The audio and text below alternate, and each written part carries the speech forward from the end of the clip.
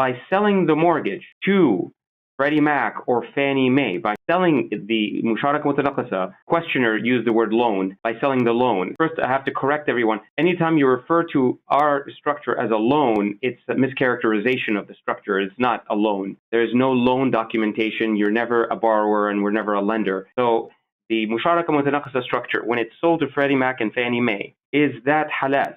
Is that something that's permissible? Sheikh Yusuf, do you want to address that? And then perhaps Dr. Imran?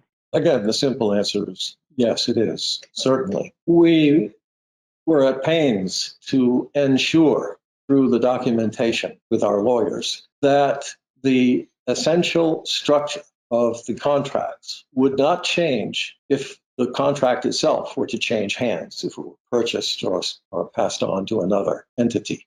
So from beginning to end, no matter how long it takes to pay that off, it will always be compliant with Sharia. Dr. Imran? Basically, yes, let me tell you about that. And as it was a first time to develop home financing program in US, and then it was another priority, you can say that a privilege you had, that first Sukuk, which is basically the securitization program for having the underlying fixed assets, not just receivables. It was first program ever launched in US, mashallah, and then followed by the others in different countries, UK or Dubai or Pakistan or Saudis and somewhere else. This Freddie Mac, Fannie Mae, Ginnie Mae, all these sukuk we use to securitize the underlying diminishing musharaka asset, not